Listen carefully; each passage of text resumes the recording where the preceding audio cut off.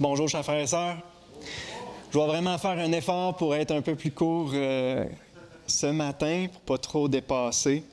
Je vous invite, juste en guise d'introduction, à ouvrir vos Bibles dans Romains 12.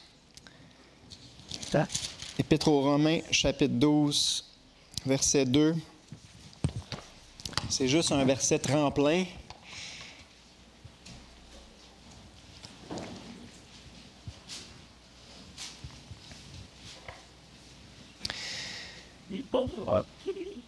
Dieu m'a mis à cœur d'aborder un sujet un peu délicat, pas très à la mode, mais très important.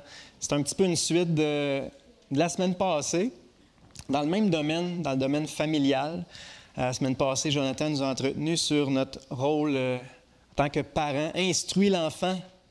Instruire l'enfant, c'est tellement fondamental. Et dans le même sujet, je vous pose la question, c'est quoi après, bien sûr, notre relation personnelle avec Dieu, c'est quoi la relation la plus fondamentale, la plus importante sur cette terre?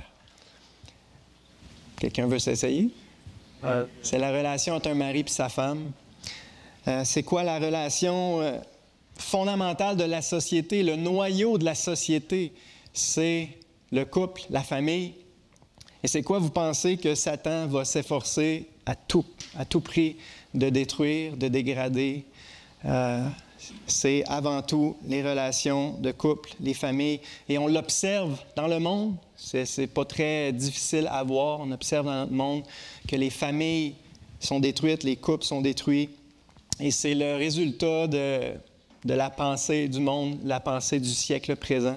Et c'est pour ça que Romains 12.2, je trouve que c'est une bonne introduction à ce sujet-là.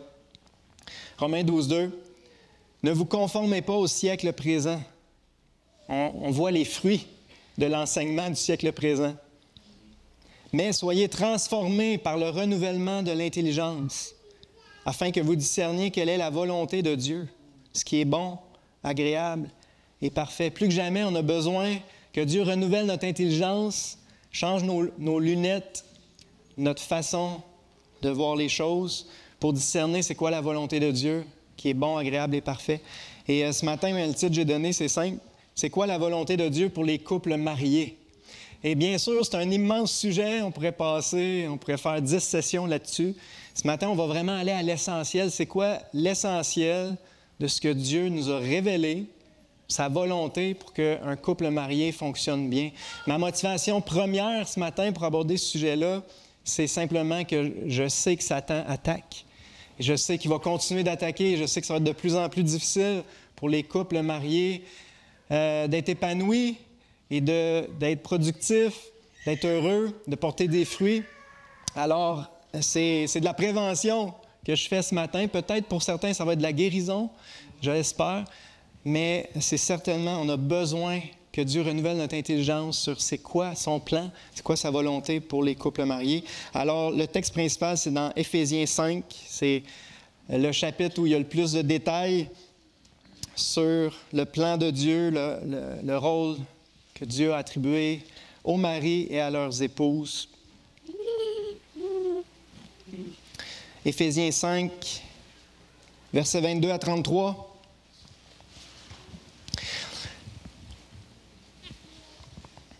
Femmes, que chacune soit soumise à son mari comme au Seigneur, car le mari est le chef de la femme, comme Christ est le chef de l'Église qui est son corps et dont il est le sauveur. Or, de même que l'Église est soumise à Christ, les femmes aussi doivent l'être à leur mari en toutes choses. Marie, que chacun aime sa femme comme Christ a aimé l'Église et s'est livré lui-même pour elle, afin de la sanctifier en la purifiant et en la lavant par l'eau de la parole, pour faire paraître devant lui cette Église glorieuse, sans tache ni ride, ni rien de semblable, mais sainte et irréprochable. C'est ainsi que le mari doit aimer sa femme comme son propre corps. Celui qui aime sa femme s'aime lui-même. Car jamais personne n'a haï sa propre chair, mais il la nourrit et en prend soin, comme Christ le fait pour l'Église, parce que nous sommes membres de son corps. C'est pourquoi l'homme quittera son père et sa mère, s'attachera à sa femme. Les deux deviendront une seule chair. Ce mystère est grand. Je dis cela par rapport à Christ et à l'Église. Du reste, que chacun de vous aime sa femme comme lui-même et que la femme respecte son mari. On va prier. Merci, Père, pour ta parole qui est la vérité. Merci de nous rappeler ce matin ta volonté pour les couples mariés, pour le mari, pour l'épouse. Seigneur, ce ne sont pas des choses que le siècle présent nous enseigne. C'est quelque chose qui peut même sembler offensant pour plusieurs, Seigneur. Mais je te prie que tu puisses renouveler notre intelligence et qu'on puisse reconnaître que ta volonté est bonne, agréable et parfaite, qu'elle est là pour notre plus grand bonheur. Bénis ta parole dans nos cœurs ce matin. Je prie que ça puisse porter de bons fruits dans nos couples, dans nos familles, dans notre Église locale, Seigneur. Je t'en supplie, au nom de Jésus. Amen. Je n'aurai pas le choix de sauter des bouts de mon message, mais je voulais commencer avec le verset 21, parce qu'il y en a beaucoup de nos jours. Si vous écoutez des enseignements là-dessus, beaucoup vont utiliser le verset 21 un peu pour neutraliser le verset 22. Le verset 21 nous dit « Vous soumettant les uns aux autres dans la crainte de Christ ». Même parmi les chrétiens évangéliques, beaucoup vont enseigner « Voyez-vous, la soumission, elle est mutuelle, elle est sans distinction. Tous les chrétiens ont à se soumettre les uns aux autres. Donc, le mari et sa femme doivent se soumettre l'un à l'autre de la même façon, sans distinction. » Et ça neutralise beaucoup ce que l'apôtre écrit dans les versets suivants.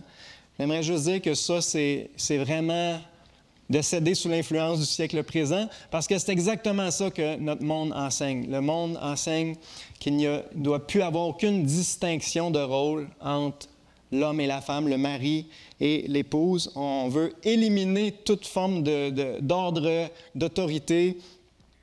Et ça s'appelle l'égalitarisme et ça donne ce que ça donne.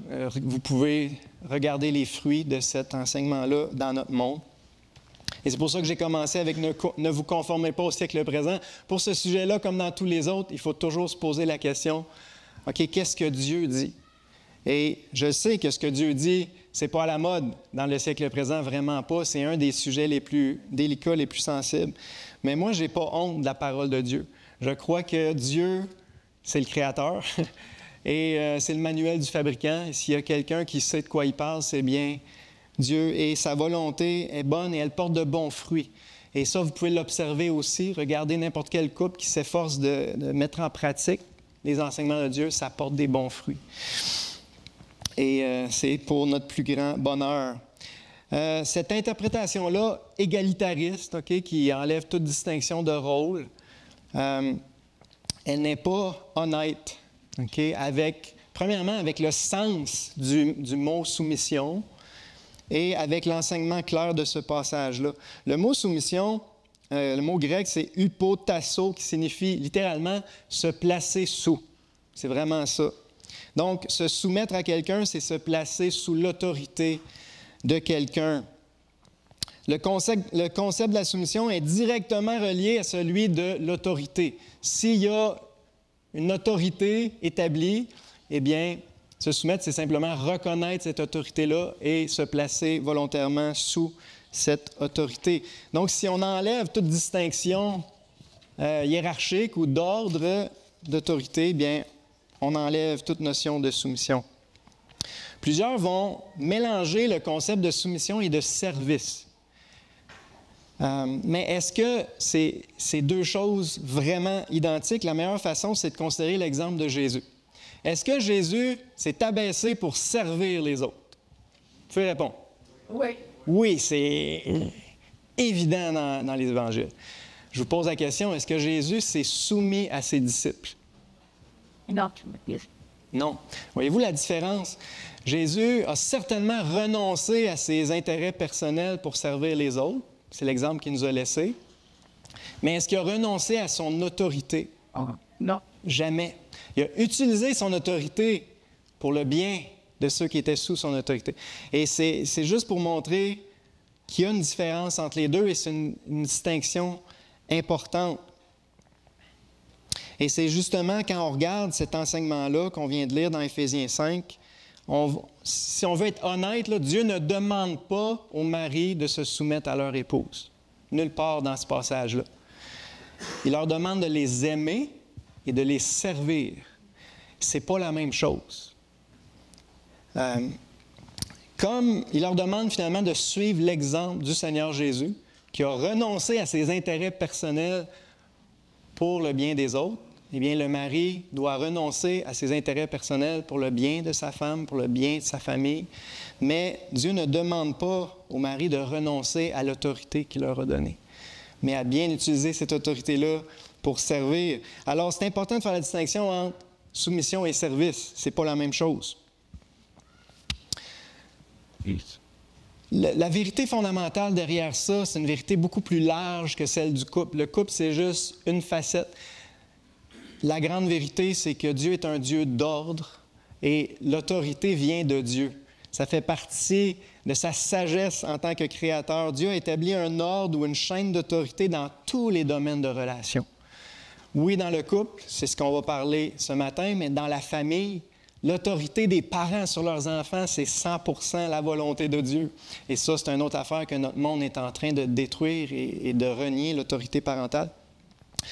Dans le contexte du travail, c'est 100% la volonté de Dieu qu'il y ait une chaîne d'autorité pour que les choses fonctionnent bien.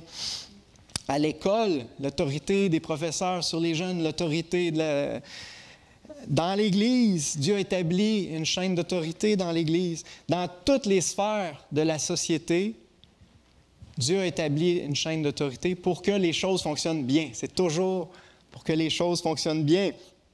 Alors Dieu s'attend à ce que ses enfants lui fassent confiance et se soumettent de bon cœur à l'ordre qu'il a établi. Et c'est vrai pour le couple chrétien, ça devrait être vrai dans tous les domaines.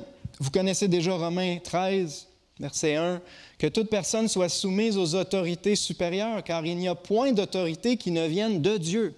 Et les autorités qui existent ont été instituées de Dieu. C'est pourquoi celui qui s'oppose à l'autorité résiste à l'ordre que Dieu a établi. » Ça, c'est le principe général, fondamental de toutes les structures d'autorité. Mais on vit dans un monde de rébellion. Hein, même dans Éphésiens 2, ça dit qu'on est... La race humaine est appelée les fils de la rébellion.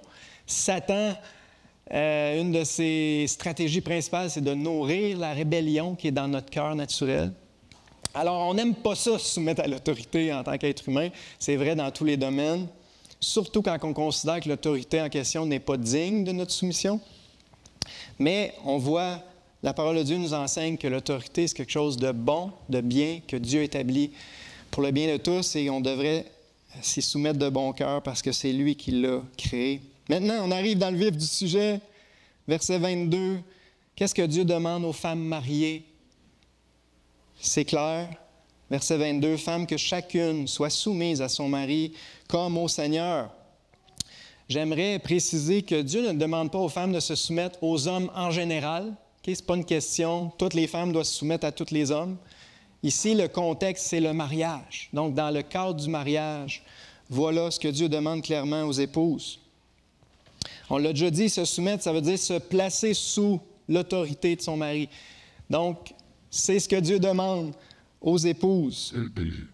Le verbe est à la voix moyenne. Ça veut dire que c'est la femme qui se soumet elle-même à son mari. C'est une décision volontaire de sa part. Jamais il n'est dit aux maris de soumettre leur femme, d'imposer leur autorité. Et ça, c'est une distinction très importante. On voit cet écart-là très clairement dans l'islam, OK? Où là, il y a vraiment une domination, une exploitation même, mais ce n'est absolument pas la volonté de Dieu.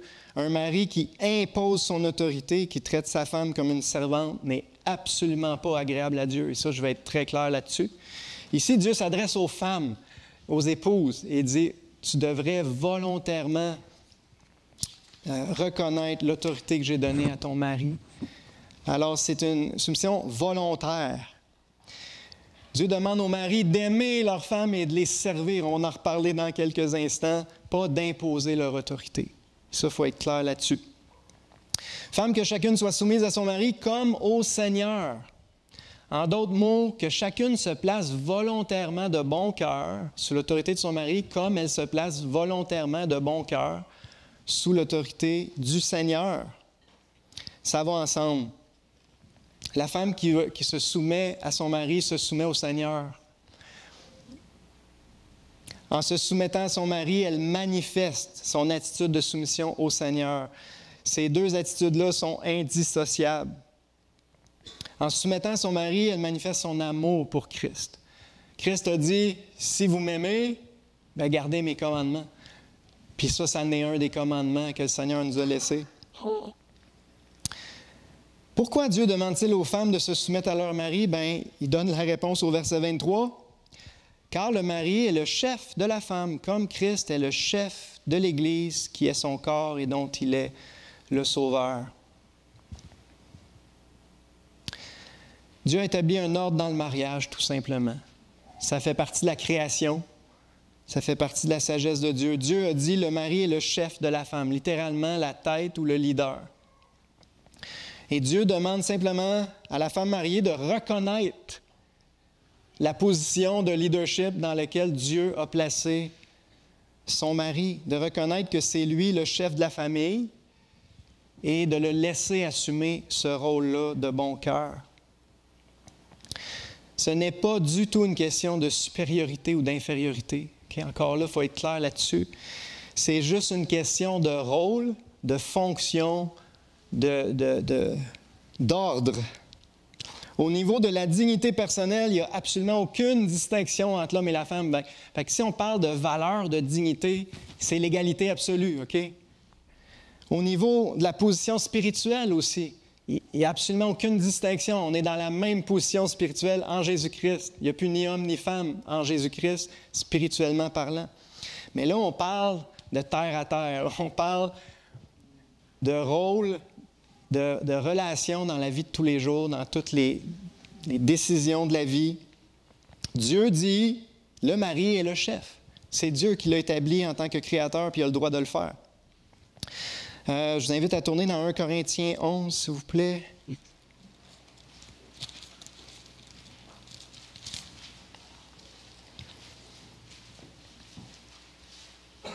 « 1 Corinthiens 11, verset 3.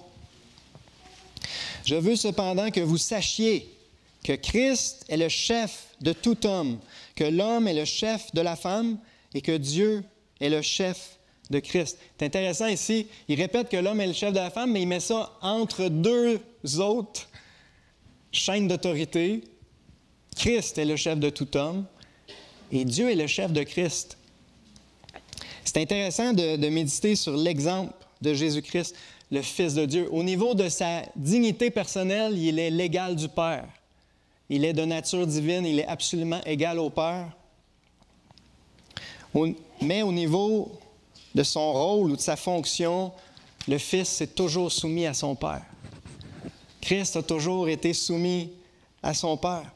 Donc, de la même façon que Jésus-Christ s'est soumis de bon cœur à son Père, les hommes devraient se soumettre de bon cœur à Christ, le Seigneur. Les femmes devraient se soumettre de bon cœur à leur mari. C'est pas une question de dignité personnelle, c'est une question d'ordre et de bon fonctionnement.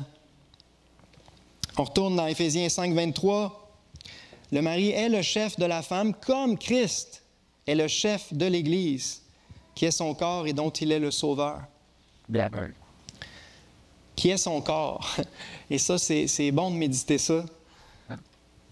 Christ est le chef de l'Église qui est son corps. Comme l'Église est unie à Christ, la femme mariée est unie à son mari, ne forme qu'une seule chair.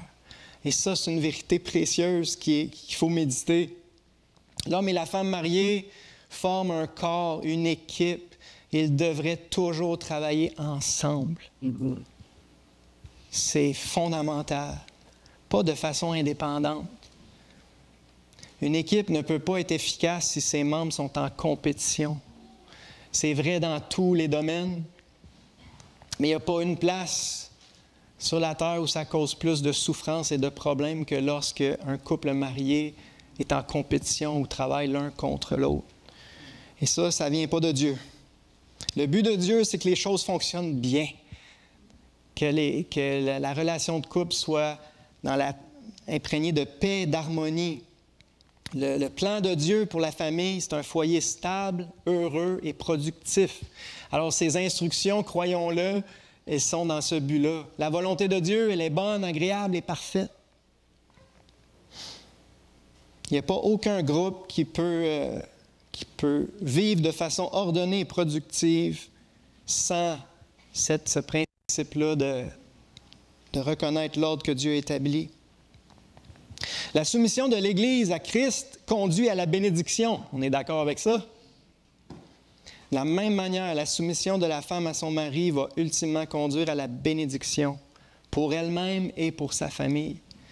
C'est une question, il faut faire confiance à Dieu pour ça. Verset 24.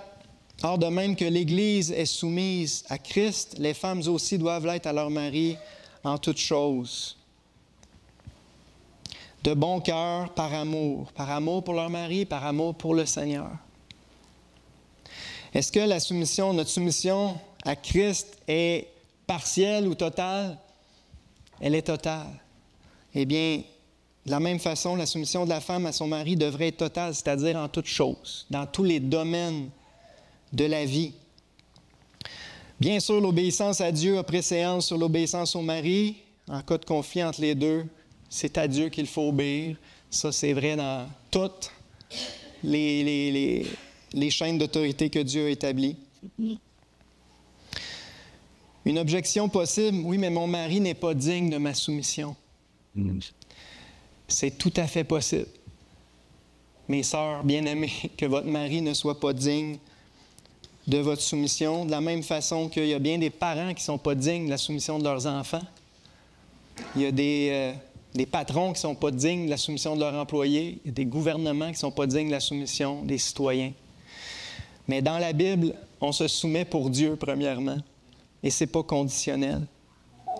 C'est pas conditionnel. On a un passage de la Bible qui parle clairement qu'est-ce que je fais si mon mari n'est pas digne de ma soumission, n'obéit pas à la parole de Dieu. Tournez, s'il vous plaît, dans 1 Pierre 3.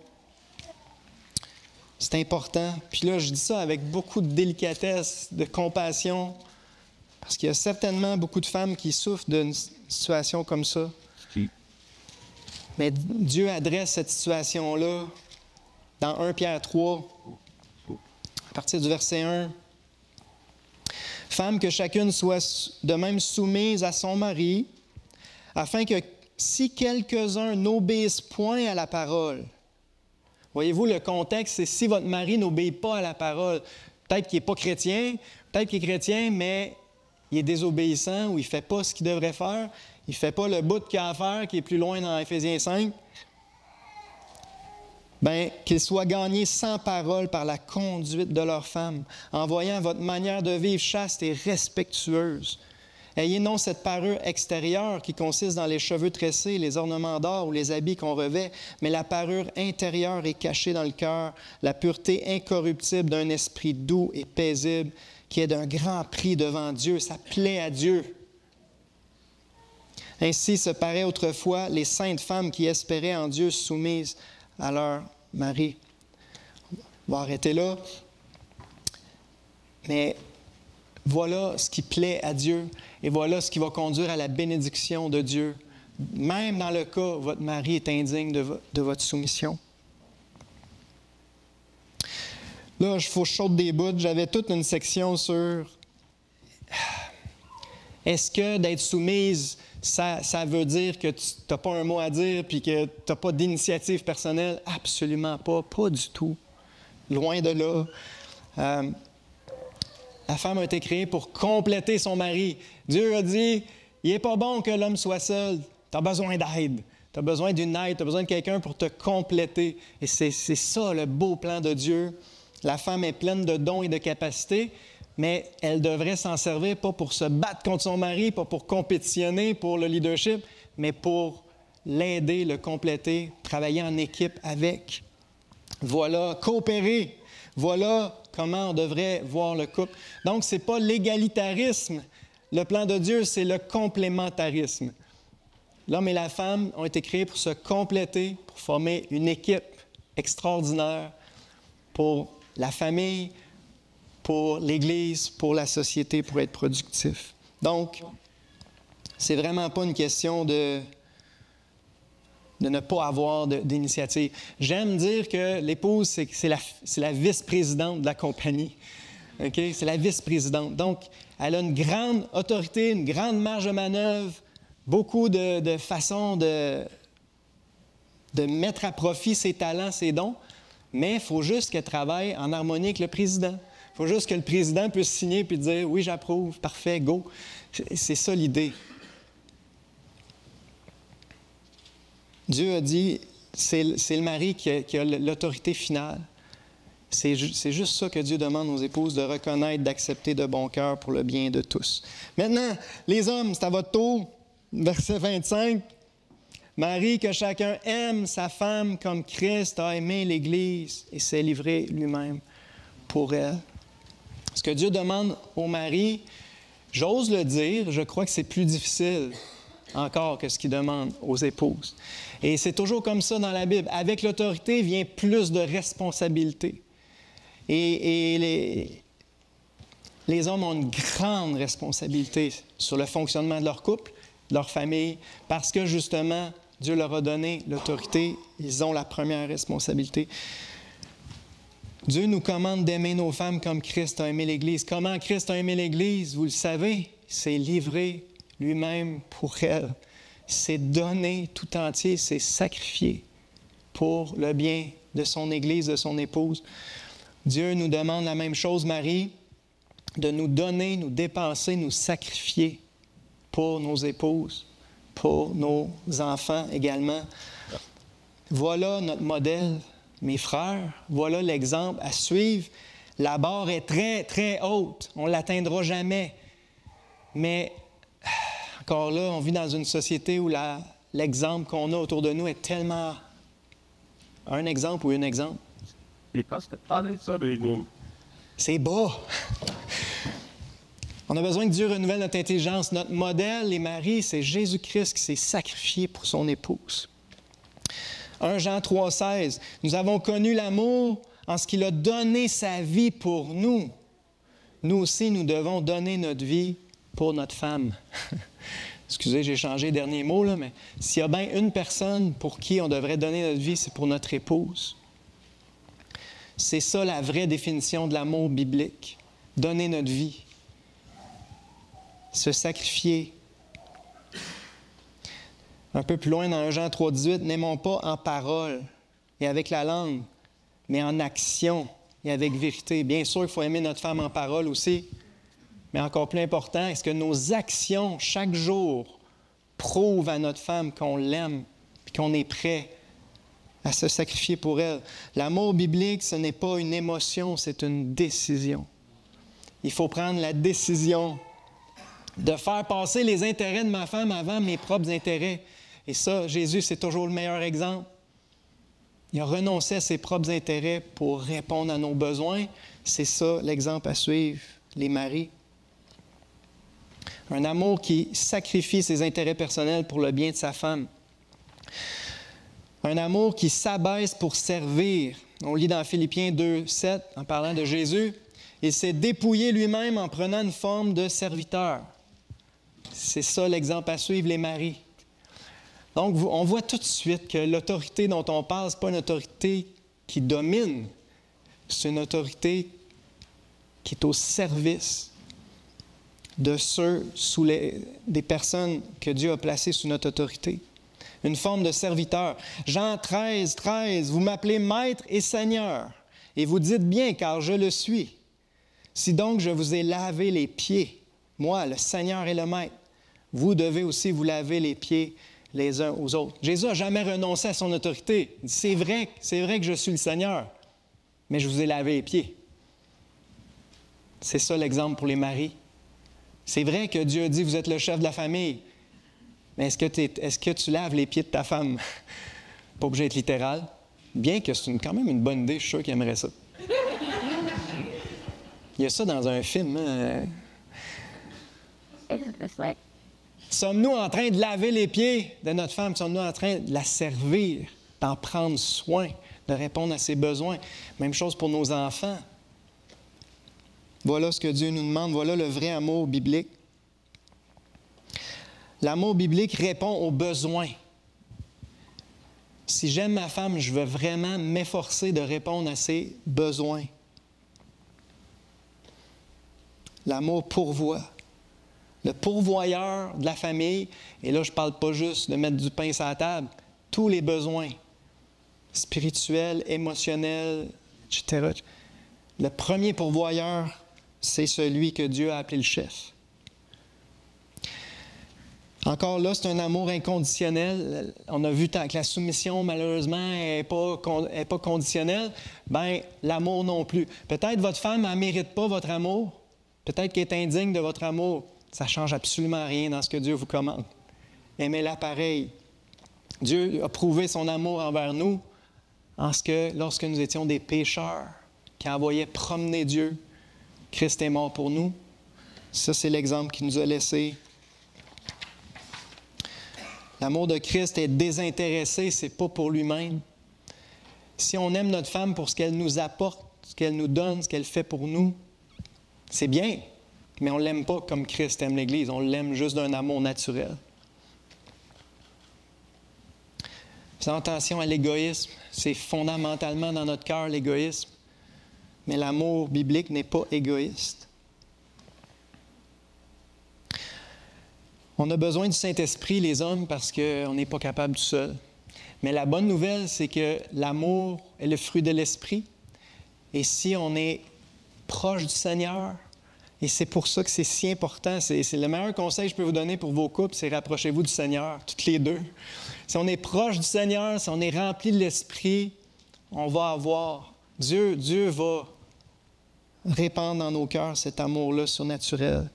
On va être capable d'aimer nos femmes de l'amour même de Christ qui est en nous.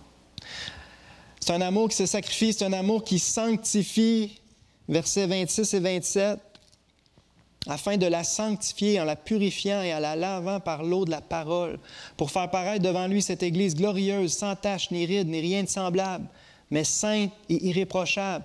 C'est ainsi que le mari doit aimer sa femme. L'amour de Christ pour son Église est animé par un but, celui de la sanctifier. La séparer du monde, la mettre à part pour lui, la purifier, la rendre sainte et irréprochable devant lui. En d'autres mots, le Seigneur travaille à notre perfectionnement spirituel, puis son outil principal, c'est l'eau de la parole. Le Seigneur utilise sa parole pour nous sanctifier. Il fait ça parce qu'il nous aime. Puis on lit au verset 28, c'est ainsi que le mari doit aimer sa femme. L'amour du mari pour sa femme devrait se démontrer par son leadership spirituel. Une de nos priorités, un de nos principaux buts devrait être de contribuer à la sanctification de notre épouse, la sanctification de nos enfants, leur croissance spirituelle. Et ça, c'est un domaine où on est très faible en général, les hommes. Dieu nous a donné cette autorité-là dans le but d'être le pasteur de nos familles. Chaque homme marié est le pasteur de sa famille et Dieu le rend responsable de prendre soin des besoins spirituels de sa femme et de ses enfants. D'utiliser la parole de Dieu pour sanctifier, renouveler l'intelligence de sa femme, de ses enfants, les édifier, les perfectionner. C'est une chose qu'on ne parle pas souvent, mais c'est un des buts principaux pourquoi Dieu a donné cette autorité-là aux hommes pour qu'ils puissent être les bergers de leur famille, les pasteurs de leur famille. On devrait avoir à cœur le perfectionnement spirituel de notre épouse. On devrait avoir à cœur le perfectionnement spirituel de nos enfants et passer du temps à la parole ouverte chez nous. Le leadership spirituel. Dans 1 Pierre 5, 2 et 3, il y a des exhortations aux pasteurs, aux anciens dans les églises, mais ça s'applique très bien à tous les pères, tous les maris. 1 Pierre 5, 2, « Paissez le troupeau de Dieu qui est sous votre garde, non par contrainte, mais volontairement, selon Dieu, non pour un gain sordide, mais avec dévouement, non comme dominant sur ceux qui vous ont échus en partage, mais en étant les modèles du troupeau. » Ça s'adresse à tous les maris et tous les pères. Soyez un bon berger pour votre famille, volontairement, avec dévouement, étant les modèles du troupeau. Ça, j'ai aimé ça. Jonathan en a parlé. Il n'y a rien de plus important en tant que parent face à nos enfants. Donner l'exemple. Il n'y a rien de plus important aussi pour un mari, pour un père, que de s'efforcer d'être un modèle pour notre femme et nos enfants.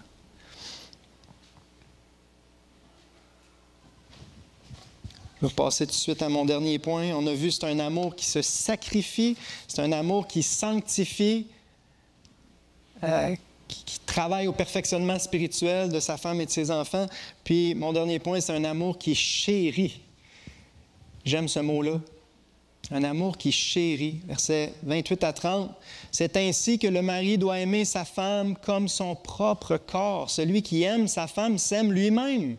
Jamais personne n'a haï sa propre chair, mais il la nourrit et en prend soin comme Christ le fait pour l'Église, parce que nous sommes membres de son corps.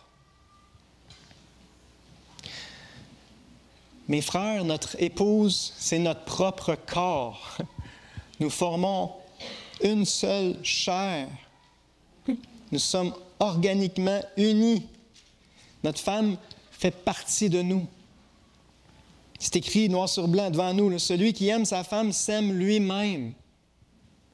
Celui qui fait du bien à sa femme se fait du bien à lui-même. Celui qui fait du mal à sa femme se fait du mal à lui-même. Celui qui travaille aux intérêts de sa femme travaille à ses propres intérêts. Celui qui néglige les intérêts de sa femme néglige ses propres intérêts. On est on est une équipe. Notre femme est notre propre corps, une partie de nous-mêmes. Jamais personne n'a haï sa propre chair. Il la nourrit et en prend soin. Ne pas prendre soin de son corps, c'est de l'automutilation, de l'autodestruction. Tous ceux qui ont une raison saine vont prendre soin de leur corps. Bien, tout mari qui a un minimum de sagesse va prendre soin de sa femme. Quand on prend soin de notre corps, on se sent bien. Quand on prend soin de notre femme, on se sent bien, les maris. Parce que celui qui aime sa femme s'aime lui-même. C'est ce que Christ fait pour l'Église, parce que nous sommes membres de son corps.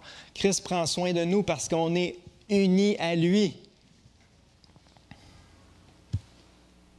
Un mari qui aime sa femme comme Christ aime l'Église va investir beaucoup de temps et d'énergie pour la nourrir et en prendre soin.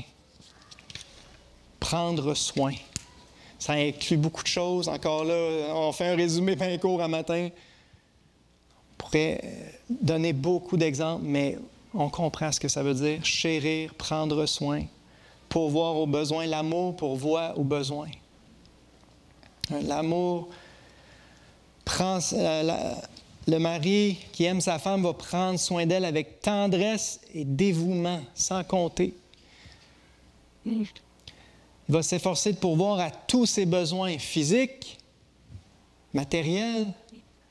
Ça, c'est fondamental. C'est vieux jeu de dire ça, là, que les hommes sont responsables de mettre du pain sur la table, de pourvoir aux besoins de la famille, mais c'est encore vrai.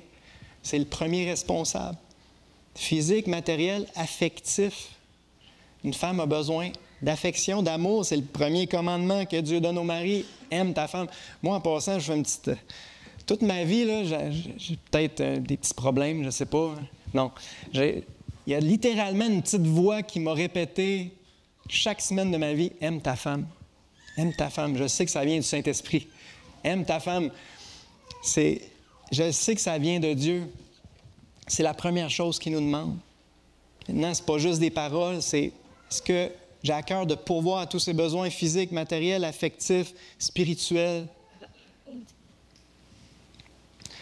Je vous encourage à vous poser la question souvent, les maris, qu'est-ce que ma femme a besoin présentement? Présentement, ça serait quoi ses plus grands besoins?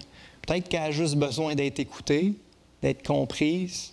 Peut-être qu'elle a juste besoin que je passe du temps de qualité avec elle. Genre, il faut se poser la question souvent parce qu'on est tellement occupés à toutes sortes d'autres affaires, les hommes. Hein? Moi, le premier, qu'est-ce que ma femme a besoin présentement? Bien, mon amour pour elle va s'efforcer de répondre à ces besoins-là du mieux que je peux.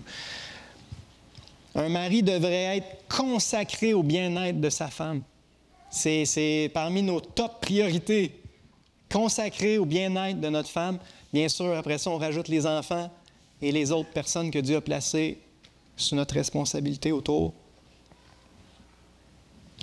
Notre femme est le plus grand trésor que Dieu nous a donné. Bien sûr, si on met de côté tous les trésors spirituels, là, sur la terre, là, c'est de loin le plus grand trésor que Dieu nous a donné, confié. Il faut la chérir, il faut l'apprécier, il faut l'honorer, il faut la servir avec dévouement sans compter, il faut en prendre soin.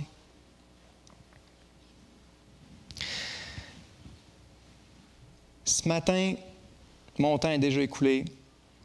Ce matin, on s'est rappelé l'essentiel de la volonté de Dieu pour les couples mariés. Je comprends que c'est juste un survol. Je comprends que des fois, c'est plus compliqué. Je comprends qu'il y a beaucoup de choses qui peuvent être ajoutées. Mais si Dieu a mis ça dans sa parole comme étant ses commandements principaux, ses instructions essentielles, bien moi, je crois que c'est parce que c'est ça le plus important. Puis je crois que ça marche.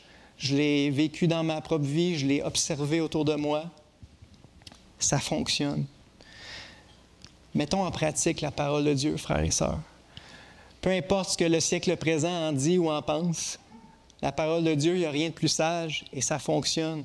Et je le répète, ma motivation en abordant ce sujet-là ce matin, c'est parce que j'aime l'Église et je sais que Satan attaque les couples. Et je sais que Satan va continuer d'attaquer les couples.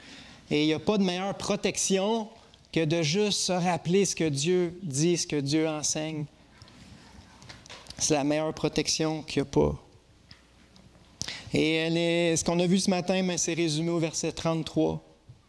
Du reste, que chacun de vous aime sa femme comme lui-même et que la femme respecte son mari. Si on met ça en pratique, on vient d'éviter 75% des problèmes. Je le crois vraiment. Le mari et la femme qui s'efforcent vraiment de mettre ça en pratique de tout leur cœur viennent de s'éviter 75% des problèmes de couple qui existent. Le 25% qui reste, bien là, on en reparlera à un autre moment. Ce que Dieu demande aux femmes mariées, c'est simple. Faites juste reconnaître l'autorité que Dieu a donnée à votre mari, vous y soumettre de bon cœur, le laisser assumer son rôle, même l'encourager à assumer son rôle de leader de la famille. Ce que Dieu demande aux hommes mariés, c'est une coche plus dure d'aimer votre femme comme Christ a aimé l'Église en vous sacrifiant pour elle, en vous efforçant d'être un leader spirituel, c'est-à-dire vous investir pour le perfectionnement spirituel de votre femme, de vos enfants, et la chérir, en prendre soin de toutes vos forces. Vous posez la question régulièrement, c'est quoi que ma femme a besoin, puis vous efforcez de répondre à ces besoins-là. Puis je termine avec un principe merveilleux. 1 Jean 4, 19, on lit « Pour nous, nous l'aimons parce qu'il nous a aimés le premier. » Dans notre relation avec Christ, c'est Christ qui nous a aimés en premier alors qu'on ne voulait rien savoir. Mais il nous a tellement aimés qu'on n'a pas pu faire autrement que l'aimer en retour. Eh bien, je crois que ça s'applique aussi aux couples chrétiens. C'est pour ça que je dis que la plus grande responsabilité repose sur les épaules du mari. Dieu, la volonté de Dieu, c'est que l'homme soit l'initiateur de l'amour dans le couple. Et la femme a été créée pour répondre naturellement à cet amour-là. Si on aime notre femme en premier de toutes nos forces, de tout notre cœur, c'est pas garanti à 100%, OK, mais c'est un principe général. La femme va finir par répondre à notre amour. Puis la femme va se soumettre de bon cœur à un mari qui l'aime sincèrement de toutes ses forces. Pour nous, nous l'aimons parce qu'il nous a aimés le premier. Alors, parfois, j'ai dit, il me semble, j'aimerais ça que ma femme m'aime plus. Encore là, la petite voix qui m'est venue, c'est de ta faute, Luc. C'est toi l'initiateur. Aime-la plus. Elle va répondre à ton amour. Et j'y crois vraiment. C'est la règle générale, OK? Je ne suis pas en train de dire qu'il y a des exceptions, mais la règle générale, c'est que si les hommes, on aime notre femme comme on devrait l'aimer, bien, la réponse, surtout si c'est un enfant de Dieu qui est le Saint-Esprit, la réponse devrait être agréable. Que Dieu vous bénisse par ces paroles. On va prier. Merci, Père, d'avoir encore ce matin renouvelé notre intelligence. On en a besoin, afin qu'on puisse discerner quelle est ta volonté pour nos couples mariés, ce qui est bon, agréable et parfait. Aide-nous à te faire confiance, à ne pas avoir honte de ta parole. Seigneur, ton enseignement est le meilleur et c'est celui qui porte les meilleurs fruits. Je prie, Seigneur, pour nos couples. Protège nos couples. Guéris les couples qui souffrent, Seigneur. Et que ta parole ce matin puisse porter de bons fruits dans nos vies, dans nos familles, pour ta gloire, Seigneur, dans notre Église également. Amen.